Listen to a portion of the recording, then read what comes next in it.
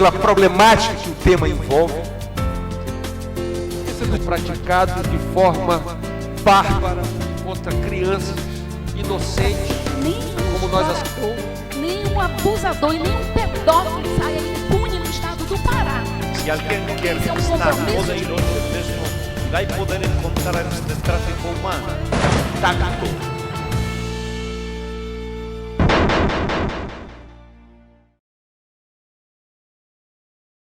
A Assembleia Legislativa do Estado do Pará trabalha com todos os assuntos da sociedade deste grande estado que é o estado do Pará.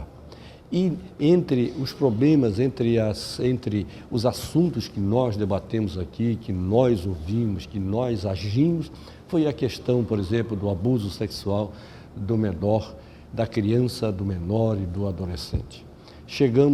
A gravidade do problema era tão grande que chegamos a constituir uma CPI, que trabalhou durante meses, renovamos os prazos por várias vezes. A presidência da Casa deu todos os meios para que a CPI pudesse trabalhar como de fato trabalhou.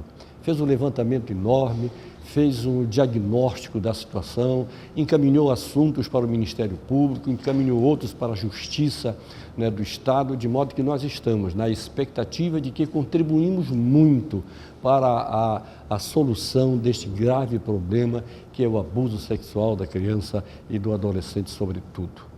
Editamos material, editamos revista, editamos catálogo, editamos DVDs, mandamos para todo este estado para que possa servir de exemplo. Nós efetivamente estamos aqui na retaguarda dos acontecimentos, vendo como as coisas foram encaminhadas para que possamos, sem dúvida nenhuma, ter o melhor resultado, o melhor proveito deste trabalho exemplar da Assembleia Legislativa do Estado do Pará.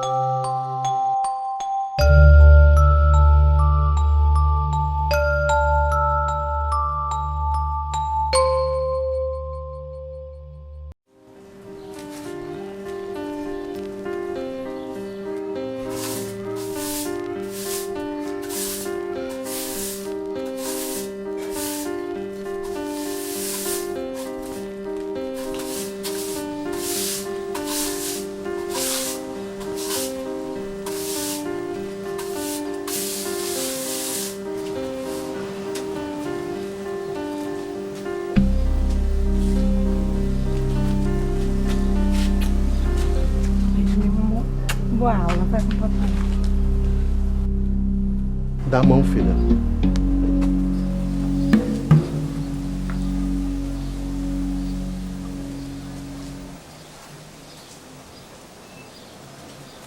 Bom dia, vizinha. Bom dia. Tudo bem, vizinha?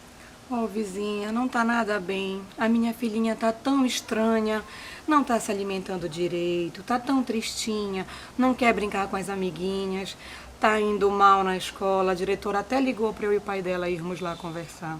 Vixe, Maria, mas por quê?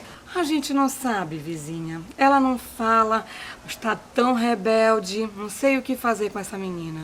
Olha, vizinha, tem muita gente má nesse mundo. Vê se não tem alguém mexendo com a sua filha. Cruz credo, vizinha, nunca pensei nisso. É, a gente não vê. Mas na televisão tem muito caso de adulto abusando de criança e adolescente. Isso não pode estar acontecendo com a minha menina. Vizinha, se for isso, como é que eu faço para saber?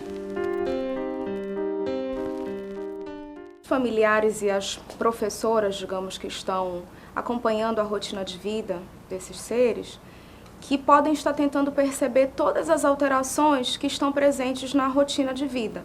Tudo que a criança não apresentava antes e que passou a apresentar a partir de um determinado momento e que não teve uma outra consequência, como outro trauma de vida, que não fosse uma separação ou alguma perda, nós podemos voltar essa avaliação para a área do abuso sexual. Os crimes contra a criança e o adolescente, na área do abuso sexual, eles trazem déficits para várias áreas que são as mais importantes no desenvolvimento infantil de uma criança. Por exemplo, os déficits cognitivos e emocionais. A criança apresenta um baixo rendimento escolar, a criança apresenta desmotivação quanto a interagir com os amiguinhos de escola. Na área psicoemocional, a criança apresenta uma dificuldade quanto a se relacionar com os familiares, de forma a desenvolver vínculos nutritivos e afetuosos. Nós temos algumas dificuldades também quanto à área do sono, onde as crianças podem desenvolver um sono agitado e com pesadelos. Nós temos também um sintoma compatível ou a um aumento exagerado do apetite ou uma diminuição exagerada. Então, junto a isso, podem surgir também traços depressivos, pode surgir uma hiperatividade, que é justamente a agitação psicomotora. E todos esses traços, eles são facilmente percebidos na rotina de uma criança, para quem as acompanha. A violência sexual é uma violação de direitos. Ela viola porque ela traz uma relação de poder, sempre de uma pessoa mais forte sobre mais frágil. Lamentavelmente, ele ocorre muito mais no âmbito familiar, que é o abuso intrafamiliar. Os abusadores hoje, eles são, na sua grande maioria, o pai, o padrasto, o avô, o tio, o irmão, o primo. E por isso as pessoas pensam, e nós não podemos pensar assim dessa forma, que o risco está muitas vezes na rua. Não está. Ele está dentro da nossa casa. Os grandes abusadores estão dentro da nossa casa. Estatisticamente, vem comprovando que os grandes abusadores estão dentro da nossa casa. O abuso extrafamiliar, que acontece com outras pessoas, ele é um número bem pouco significativo frente ao abuso intrafamiliar.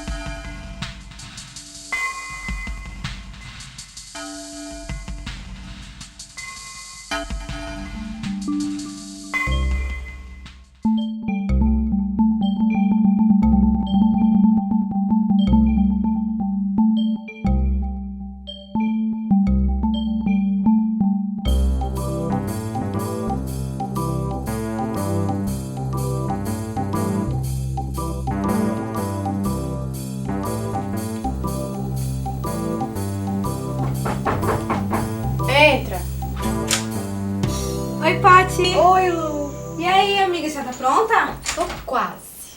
Ai, vamos logo, a galera tá toda esperando a gente lá no shopping. Calma, menina. E eu não vou pro shopping com você hoje. Como assim não vai pro shopping? Vai, vem cá, que eu preciso te contar uma coisa. Eu conheci um garoto na sala de bate-papo.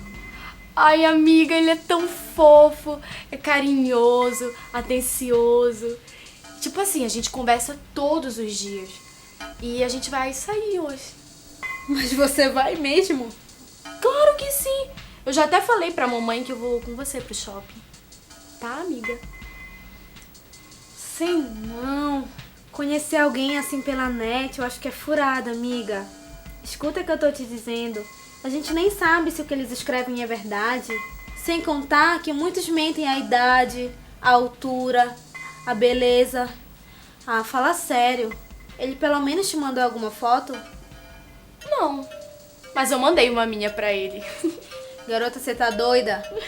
E se ele faz alguma coisa com a tua foto? Credo, menina, para com isso, hein? Fica se preocupando. Eu já marquei e vou.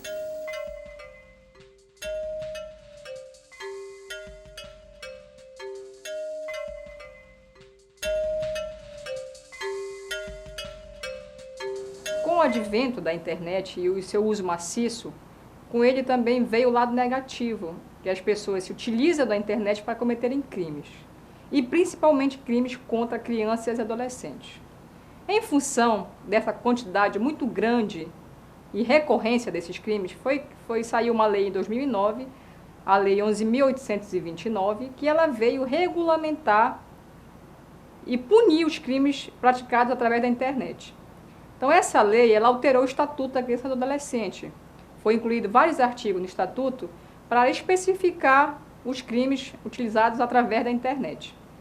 Então, hoje em dia, você manter um vídeo no seu celular, no seu computador, em que haja fotografia de criança em poses obscenas, praticando sexo, isto por si só já configura um crime.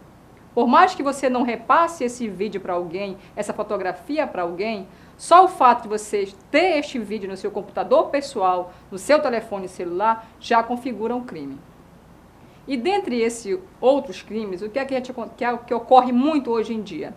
A pessoa se achando dentro do seu quarto, né, no silêncio do seu quarto, no refúgio do seu quarto, ele acha que ele pode fazer o que quiser e que nunca será pego.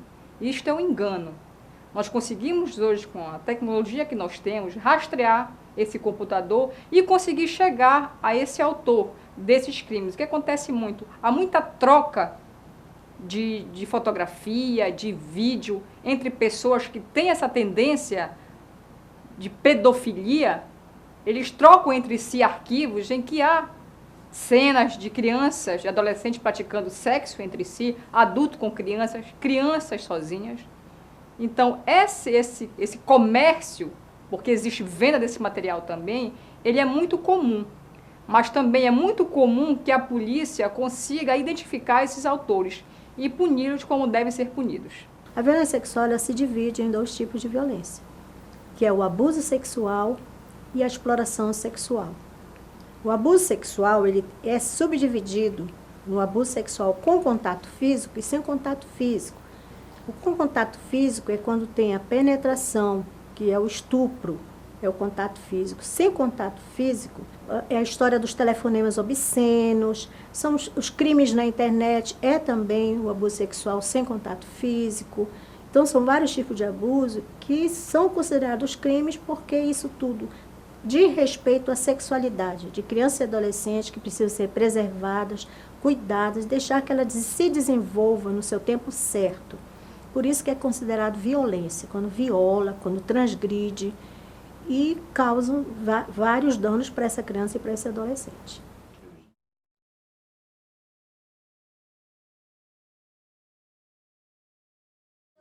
Zerinho 1! Zerinho 1! Zerinho 1!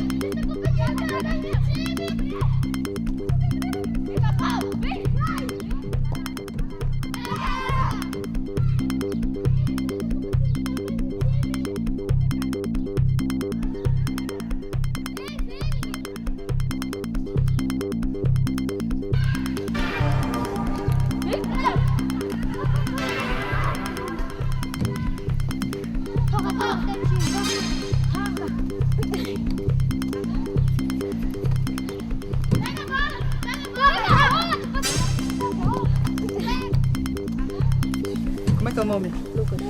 Meu é Zezinho. Queres a bola? É, pode me dar a bola. Vocês sempre jogam aqui? Quer jogar? Pega a bola. Quer jogar a bola? Quer? Quer brincar? Bora, bora.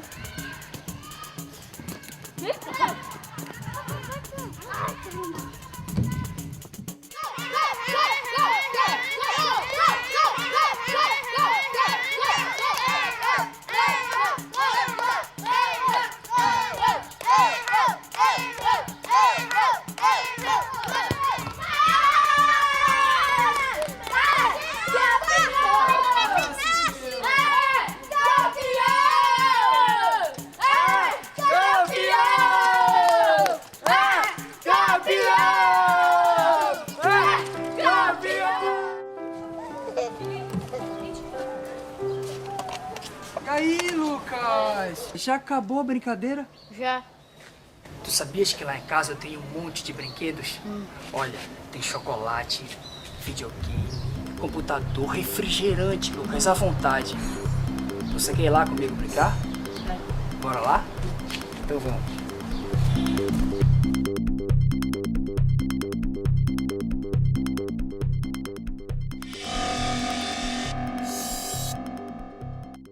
Nós precisamos entender que a pedofilia reúne 3 transtornos psicoemocionais. Reúne a psicopatia, o que seria a psicopatia e os traços de um pedófilo caracterizados pela psicopatia. Seria alguém que justamente é muito sedutor, que tenta atrair as vítimas de uma maneira a oferecer presentes, de uma maneira a oferecer trocas por favores sexuais.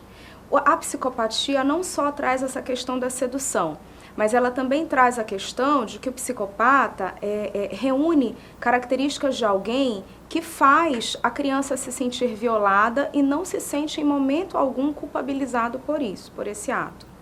Uma segunda característica de um pedófilo seria o caráter borderline. O que é o borderline?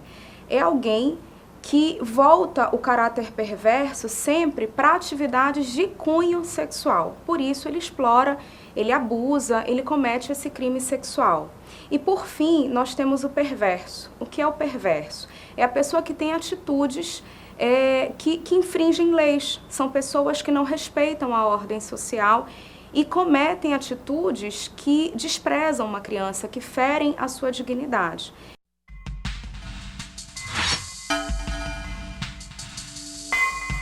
Nós visitamos mais de 40 municípios no estado do Pará.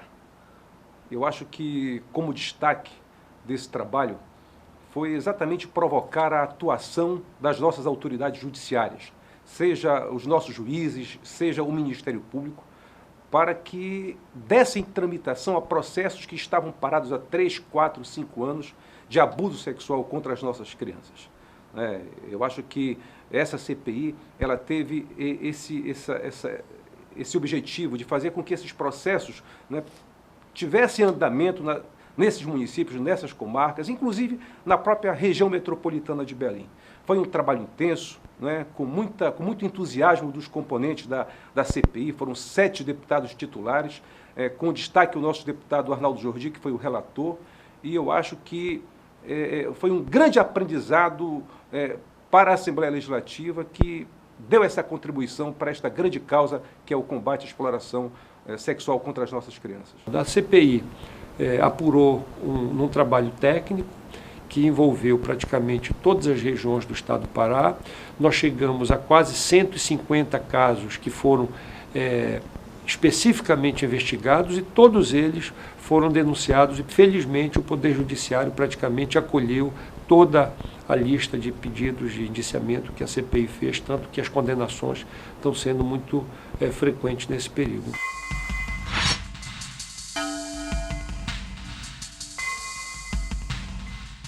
A grande contribuição desta CPI foi chamar a atenção da sociedade para este grave problema. As pessoas tinham medo de discutir esse assunto. E com a CPI, com esse assunto sendo pautado pela mídia, pela sociedade, eu acho que a grande contribuição foi exatamente o debate, a reflexão sobre este gravame contra as nossas crianças, contra os nossos adolescentes? Nós chegamos a uma avaliação de mais de 100 mil casos nos últimos 5 anos, que foi o tempo de investigação que a CPI foi autorizada pela Assembleia, no estado do Pará, de abuso, violência e exploração sexual contra crianças e adolescentes. Então, 100 mil casos é um número assustador. Se a gente fizer uma estatística mais ou menos aproximada, nós vamos chegar quase a uma criança ou adolescente em cada 10 na sociedade paraense nos últimos 5 anos. Nós não tínhamos ideia do tamanho desta tragédia que se abate sobre crianças e seres indefesos no estado do Pará.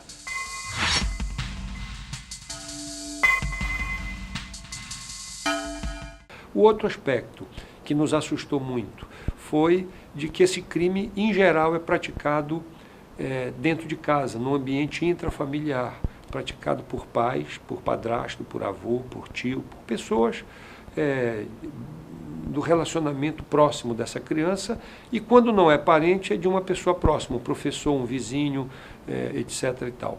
Esse foi uma outra coisa que nos assustou. 80% dos casos são casos praticados dentro da família. Talvez por isso é que haja um constrangimento maior para a denúncia desse tipo de problema. Também nos assustou de que 20% dos casos apurados são casos praticados contra crianças de 0 a 6 anos de idade. Esse é um outro aspecto trágico, um outro aspecto, digamos assim, monstruoso desse tipo de crime, que é o crime hediondo.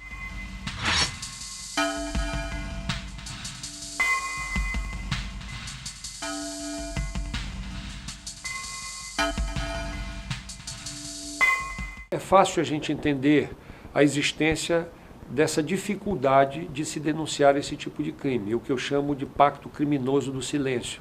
Quer dizer, na verdade, todo mundo sabe, todo mundo ouve falar, todo mundo conhece até alguns casos, mas nunca ninguém teve a coragem de botar o dedo nessa ferida por 2 razões. Primeiro, porque é constrangedor denunciar uma pessoa importante da sua família, e muitas vezes essa pessoa que é o abusador, além de abusador, é o provedor da casa, quem banca a escola, a comida, a casa. Então é muito difícil que isso venha à tona. Além do que, o constrangimento que esta criança tem diante da sua própria família, do ambiente de vizinhança, dos parentes, do ambiente escolar. E esse é o apelo que nós fazemos. É importante a gente denunciar.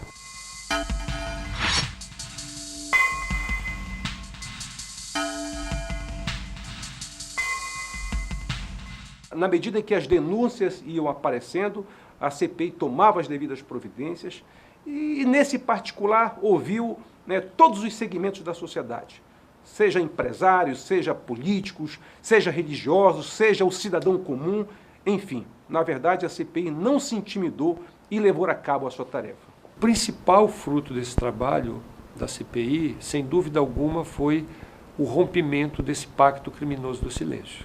Quer dizer, não é à toa que o número de denúncias, o número de casos aumentou. Não é que a frequência, tá certo, do crime tenha aumentado, mas é que as pessoas se encorajaram para denunciar, principalmente porque a CPI deu demonstração de determinação e de isenção. Bem, finalmente, a Assembleia Legislativa do Estado do Pará, na pessoa do seu presidente, deputado Domingos Juvenil, tem a honra, a satisfação de poder entregar à sociedade paraense o material coletado durante a CPI da pedofilia.